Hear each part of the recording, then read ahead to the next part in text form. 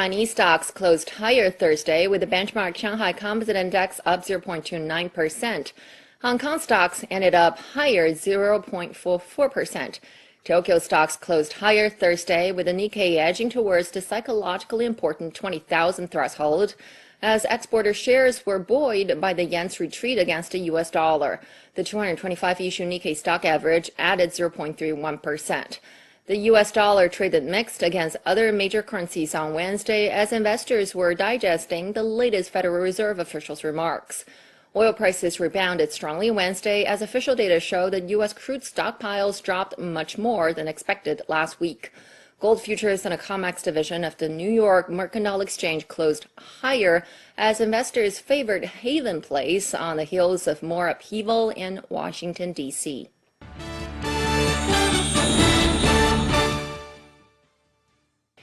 U.S. business optimism over the economy has dropped recently, but it remains positive 3 months into the presidency of Donald Trump.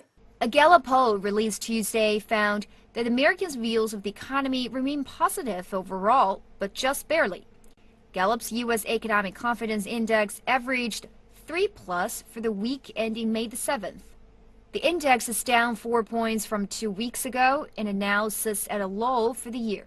At the same time, banking giant Wells Fargo reported that small businesses, which employ more than 50% of the U.S. workforce, saw their optimism fall a slight 0.2 point in April. Wells Fargo said despite the dip, confidence remains high. U.S. President Donald Trump has ushered in a new pro-business White House. But at the same time, experts said Trump is lacking in key reforms that need to be made to really jumpstart the U.S. economy. Now turning to Europe, the European Central Bank will maintain its monetary policy despite the stable recovery of the euro area economy and decreasing downside risks.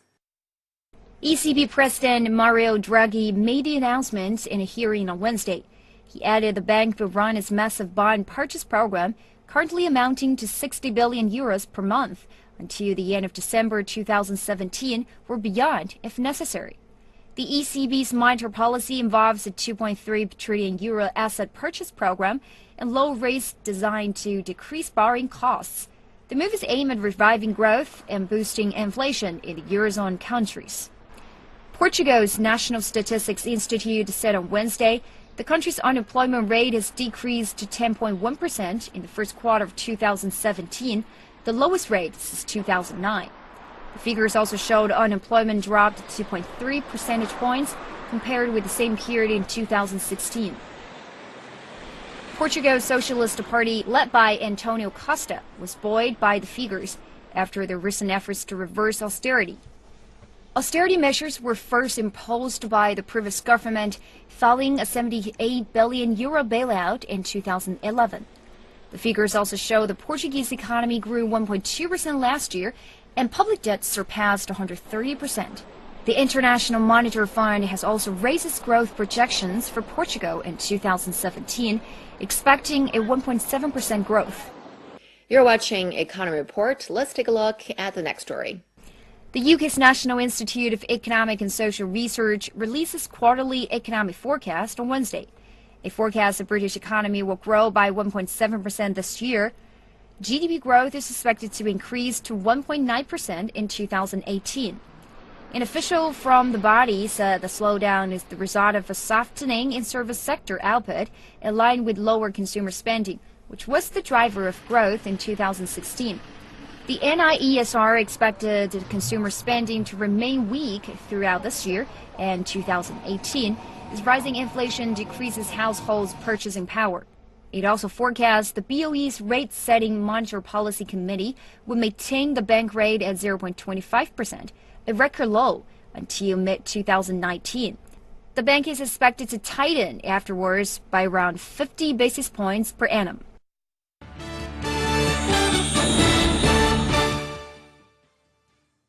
Global leaders are awaiting the upcoming Belt and Road Forum for International Cooperation being held on May the 14th and the 15th in Beijing. Many of them have spoken of the importance of the new initiative and their desire to make it a success. Argentina's President Mauricio Macri said that China's Belt and Road Initiative will help boost communication and interconnection between countries. We hope China's call for promoting investment in infrastructure will be applied to Latin America. The plan mentions communication in the Southern Hemisphere. China is also backing Argentina's efforts to strengthen communication and trade infrastructure by hoping to build a very important railway. We're about to sign a deal for another railway. Macri plans to attend the upcoming Belt and Road Forum this week. The forum is aimed at meeting the initiative's goals of coordinated policy, improving connectivity and infrastructure. Macri said, without interconnection, there is no growth. Our country's development axis is through the construction of connectivity, both physical and virtual. Today, the virtual is as important as the physical. If people are not connected to the internet through high-speed broadband, that also limits growth. Belgian Deputy Prime Minister Chris Peters has also been invited to China's Belt and Road Forum. In an exclusive interview with CNC, Peters said the success of China's Belt and Road Initiative hinges on the involvement of all stakeholders. Peters described the Belt and Road Initiative as a grand vision, saying it can succeed if an open and inclusive approach is adopted. We are also very positive because it's not only China, but a huge number of countries are also involved. It's a partnership between countries. On connecting infrastructure, a key part of the Belt and Road Initiative, Peters said infrastructure projects that boost our efforts to achieve an uninterrupted flow of goods, energy, and information are what Asia, Africa, and Europe need. But Peters stressed the importance of ensuring all sides have a fair chance to benefit from the opportunities of the initiative. Peters was also positive on his upcoming visit to China. I am very pleased to go once again to China. It's not possible to stay long, but it's for me each time a very positive experience to go to China and to have the opportunity to speak, to listen, to learn, and also to give information about the situation in Belgium, about the situation in Europe, and that is every time a very fruitful discussion. The forum will also welcome guests from the Middle East, including Egypt's Trade and Ministry Minister Tarek Kabil. The minister spoke of a promising future for Sino-Egyptian economic relations under the Belt and Road Initiative. The main purpose of the visit is to take part in the BNR Forum, as Egypt supports the initiative, and to meet with some Chinese companies that have investment opportunities in Egypt. Based on the ancient trade routes, the initiative is aimed at linking China with numerous countries in Asia, Africa, and Europe through trade and infrastructure networks. I believe that BNR initiative is great and China can surely make it a success. And Egypt is the focal access point in the initiative for being a portal for Africa and for having many promising investment opportunities for Chinese companies. And China and Egypt went up to $11.3 billion last year. Meanwhile, in Asia, Georgian Deputy Prime Minister says his country is eager to work with China to contribute to the Belt and Road Initiative. Dmitry Komzashvili said as Georgia is a key post along the ancient Silk Road, the country sees the revival of the Silk Road as an important step for the future. Georgia is the part of the Silk Road. We are part of the Asian Silk Road, and revitalization of the Silk Road is very important for us and for our country. So on the Belt and Road Forum, we are signing the free trade agreement with China, which is very important, and I mentioned the importance of this agreement because it really shows how close we are and how can we contribute and benefit from the Belt and Road. Komzashvili praised China's Belt and Road Initiative, describing the project as a great philosophy. Because One Belt, One Road is the big philosophy, is the big initiative. As I described, so this initiative is about to make people closer. This initiative is to make connectivity better. This initiative is to lifted all barriers on trade. So this initiative is to attract a lot of investment to China, to Georgia. And of course, we do hope that on the One Belt, One Road, we as a country who located on the crossroads between the Asia and Europe put remarkable contribution. He also said the upcoming Belt and Road Forum will promote international cooperation and facilitate common prosperity.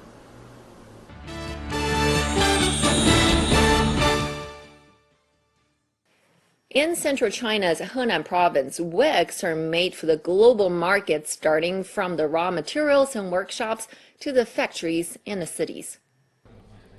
In a small workshop in Xuchang City in Henan, 51-year-old Huang Fengrong is sorting hair from Myanmar, a skill she learned when she was just 15 years old.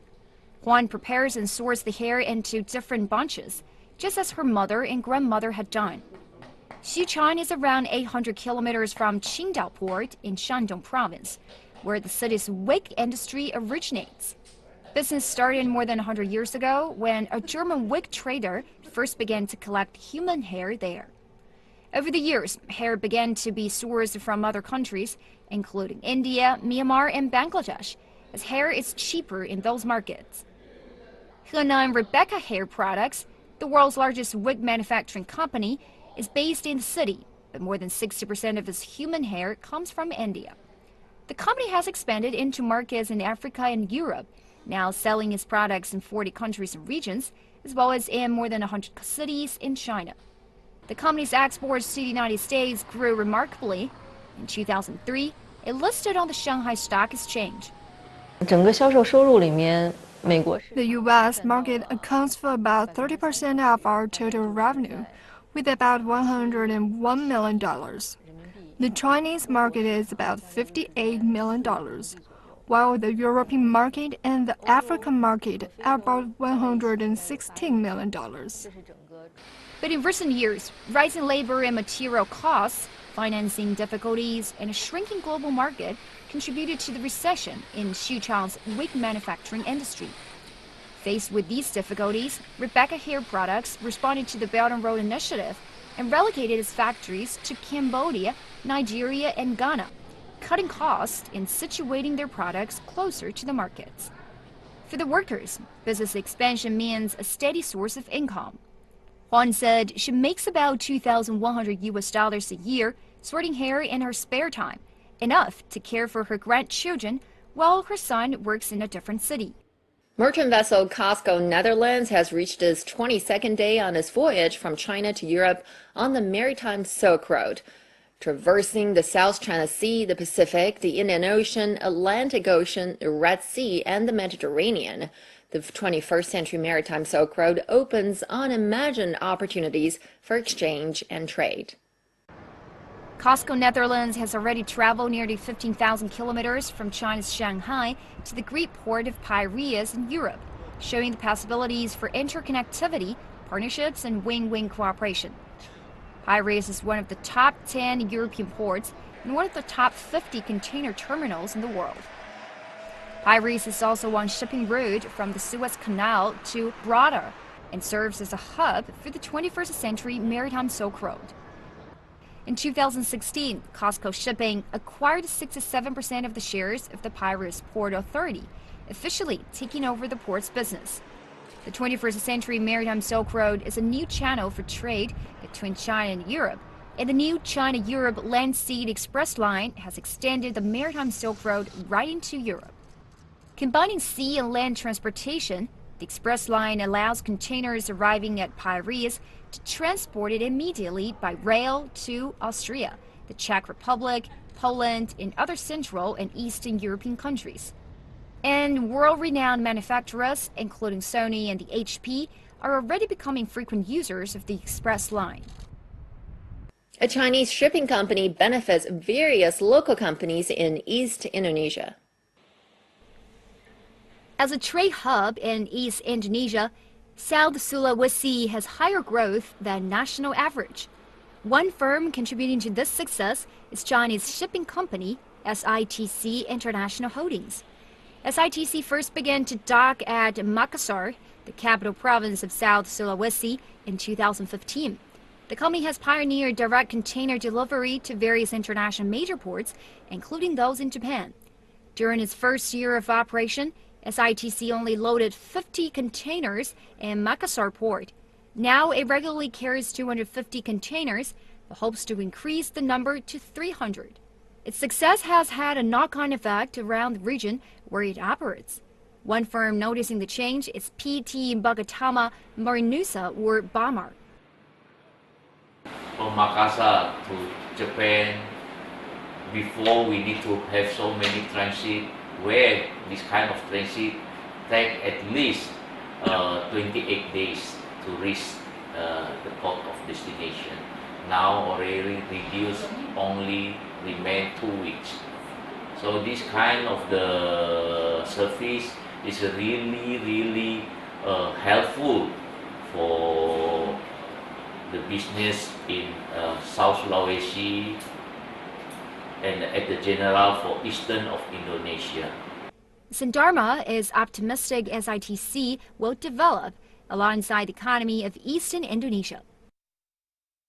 I think this they already do the right thing for the business. Yeah, we need to know if we look Indonesia now and the future, near future, the business will be growing from here, Sulawesi, until the eastern of Indonesia. And Sulawesi, Makassar city is a gateway for eastern Indonesia. And the Indonesian economy, as we know, this start from now on is will be growing in this area, from Makassar, South Sulawesi, through to Papua. Comnextra Majora CEO Jimmy Wisan also appreciated the work of SITC and sees it as a reliable partner. My experience like that, big or shipping line, 3 years, 4 years after that they're gone. I don't know whether they're gone or they sell or whatever. Hopefully SITC can stay and try to understand more situation or what's our problem, to solve the problem. That's our challenge together. I think that's very important. We hope SITC going well in Indonesia, and Indonesia very big prospect for commodity also. Yes. Yeah. Despite a sluggish world economy, Indonesian GDP grew by 5% last year, and in South Sulawesi, growth has been even stronger, hitting 7.4% and 7.1% in the last 2 years.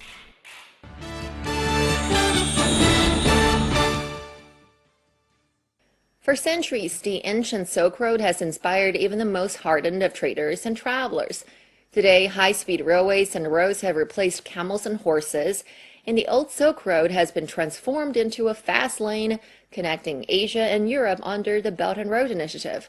This ambitious initiative, comprising the Silk Road Economic Belt and the 21st Century Maritime Silk Road, was first proposed by China in 2013. CNC talked to citizens around the world and asked them how the Belt and Road have impacted their lives. As far as I know, the 21st Century Maritime Silk Road is an attempt to revive the Asian Silk Road. I read it in the media. China wants to connect trade and investment along the routes. China is an initiator involving many countries. They can actively participate. I know that the Asian Silk Road existed before the Common Era. I know about the Belt and Road Initiative from news in Indonesia. It is an initiative from the Chinese government to connect many countries for investment and trade. Western media consider it as a threat to Western trade and partnership agreements. Well, about the relationship, I hope everything will be good because Indonesia import many Chinese products like electronic fashion ones. They are cheaper. Chinese products are affordable not only for the rich but also for people like us. I hope the revival of the Maritime Silk Road will make Indonesia and China closer. So China will invest more in Indonesia. It will also help improve Indonesian economy, development, and people's living standard. Chinese investment will help reduce unemployment in Indonesia. I think Belt and Road Initiative will better promote economy and tourism because we know that China's development is one of the world's best. Definitely, it will bring good thing to Thai people. We will have more job, gain so many things, and I think it's good to our country. Yeah. It's like traveling. It's good to travel. What China is doing seems to me to be opening up a lot to the world. It is cooperating with different countries, so I find this fusion of cultures pretty interesting. It seems perfect to me. I see it as a super advanced country, very advanced. It would be very awesome that it also comes from any part of Europe or America to extend it. I agree they come. It's especially important that they export their culture, bring advanced technology. Now some company news. Snapchat's parent company, Snap Inc., saw its shares pummeled on Wednesday after it posted a loss of $2.2 billion in the first quarter. The market was eagerly awaiting the financial figures from Snap, the California tech firm famous for its disappearing message app since it listed on the New York Stock Exchange in March. However, the news that Snap lost $2.2 billion in just 3 months didn't go down well. Its share price dropped by 24%. Wiping off around $6 billion of the company's value in just a few hours. The bulk of the losses came from a special $2 billion in stock compensation awarded at the time of the company's initial public offering. Beyond this, Snap's disappointed analysts with a reported revenue of only $149.6 million in the first 3 months of this year. Toyota reported its first drop in annual net profit for 5 years on Wednesday. In the year to March, Toyota had a net profit of $16 billion from slightly lower revenues of $242 billion. In all, profits fell more than 20% from the record $20.2 billion net profit recorded in the previous year. In the flurry of warnings, the car maker cautioned that revenue could fall again owing to price's U.S. customer incentives and a stronger yen. The company's top executive also repeated concerns that it was getting harder for Japan's biggest automaker to keep profits buoyant, with sales topping out at around 10 million vehicles annually. 专业的团队，丰厚的经验。Welcome to Chicago. Welcome to the Lake Cook Law Group. 投资理财、法律咨询，芝加哥专业律师团队为您的梦想提供最安全的保障。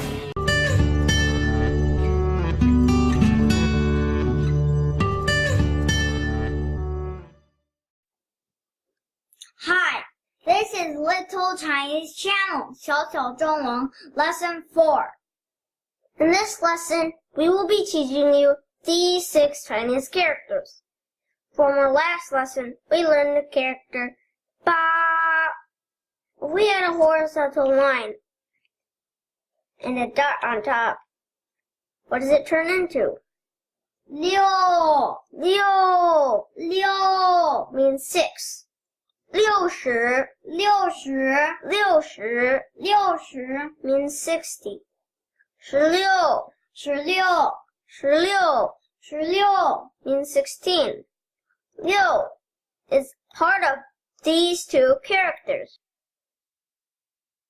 If we take Liu and add an X under it, what does it turn into?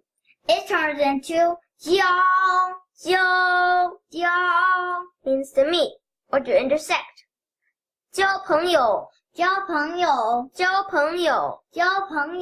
means to make friends.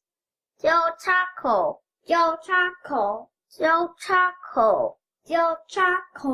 is an intersection. These 2 characters contain 交.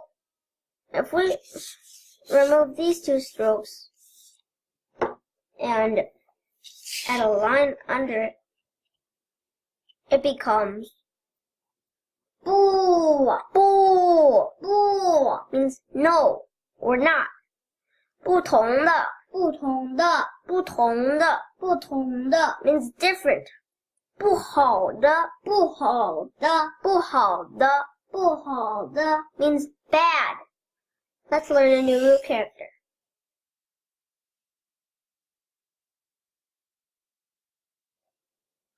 What's this?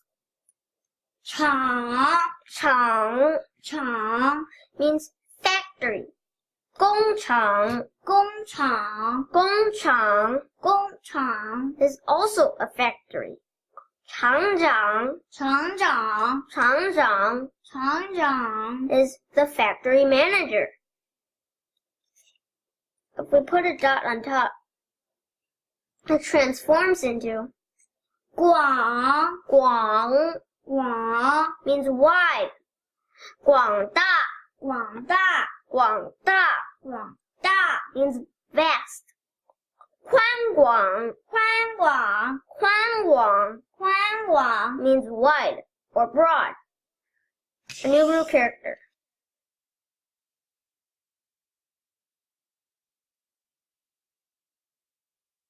It's R means son. 儿子 means son. 儿女 means children. That's right.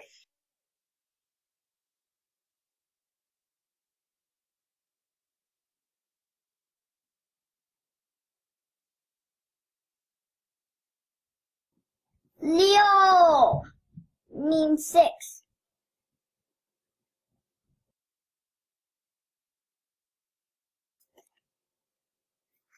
Jiao means to meet or to intersect.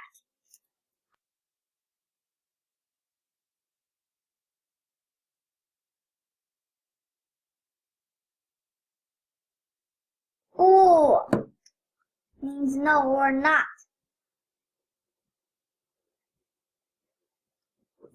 Chang means factory.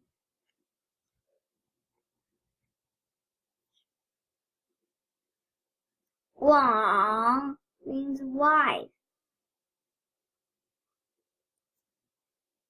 R means sun.